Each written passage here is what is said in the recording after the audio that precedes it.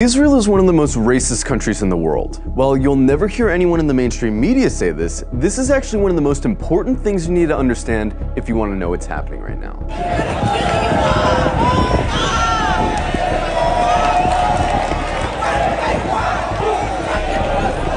From its inception, the whole idea of Israel as a country was based on racism. Israel was conceived as a Jewish state, and while there's nothing wrong in principle with Jews having a homeland, the problem is that they insisted that that homeland had to be in Palestine, which already belonged to someone, the Palestinians. The slogan of Israel's founders was "a land for a people without a land." But deep down, they all knew that the only way to have a Jewish majority in Palestine, an Arab country, was to expel the Arabs. One of the founders of Israel, Yosef Weitz, wrote, "There's no room in the country for both peoples. There's no way but to transfer the Arabs from here to neighboring countries." Israel was quite literally founded by expelling and massacring hundreds of thousands of Arabs in a years-long process called the Nakba. And when you found a country based on racial exclusion, you're gonna get a culture that fosters and celebrates racial exclusion. Because countries that commit terrible atrocities rarely acknowledge committing those atrocities. And the presence of Palestinians who remained in Palestine became a constant reminder, not only of the violence that founded Israel, but of the constantly looming threat that they might come back and try to reclaim their land. Every day you can find videos coming out of Israel showing Israelis calling for all Arabs to die,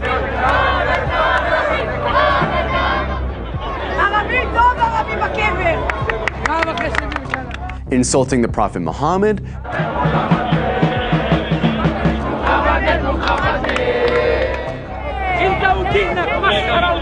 desecrating mosques, spitting on Christians, mocking and celebrating the murder of Palestinians, committing violent hate crimes against Palestinians, watching Gaza get carpet bombed from a cliffside for entertainment.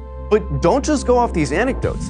Let's look at some of the polls. One poll found that 2/3 of Israeli teens believe Arabs to be less intelligent, uncultured, and violent. It also found that 50% of Israelis wouldn't live in the same building as Arabs, wouldn't befriend Arabs, wouldn't let their children befriend Arabs, and wouldn't let Arabs into their homes. Another poll found that 60% of Israeli Jews want segregation from Arabs. Another poll found that half of Israeli Jews agree with the statement, "Most Jews are better than most non-Jews because they were born Jews."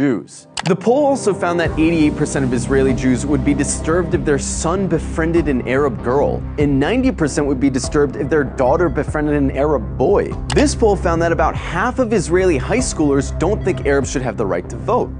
Another poll showed that almost half of Israeli Jews don't want Arabs teaching their kids. Not only are these views widely held in Israeli society, they're also represented in government, which codifies these sentiments into law. For example, Israel has a law that says if an Israeli marries a Palestinian, or someone from several other regional Arab states, that person isn't allowed to move in with said Israeli.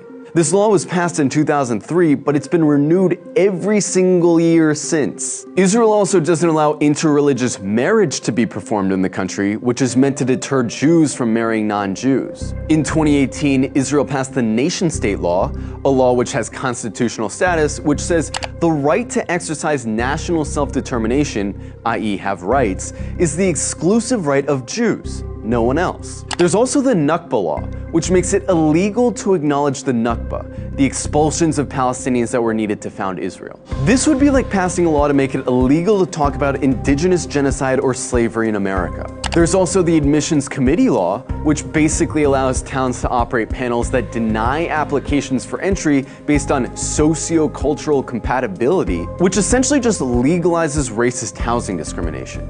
In Israel, advocating genocide of Palestinians doesn't hurt your chances of holding a high position in government.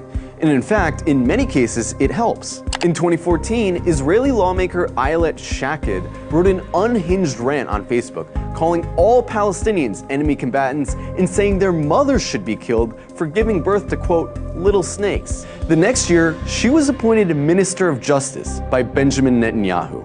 Itamar Ben-Gvir, a lifelong admirer of Meir Kahane, an Arab exterminationist, a man who praised a Jewish settler who killed a Palestinian for throwing a rock at him, a man who was famously acquitted after being criminally charged for chanting death to Arabs, is Israel's current Minister of National Security. He's not some fringe figure either. He's one of the most popular politicians in Israel right now. In the last few days, Israel's been working hard to cast itself as the victim of hatred, the victim of terrorism, the victim of anti-Semitism, that they have no choice but to lay siege to Gaza. But underneath this carefully concocted victim complex is a racist, Jewish supremacist state that's been trying to finish the job that the Nakba started for decades. And really, this shouldn't come as a surprise to anyone. After all, they're literally cutting off water and electricity to a city of 2 million people right now. Their generals talk openly about flattening Gaza and killing the animals, meaning Palestinians. It's obvious their goal is genocide.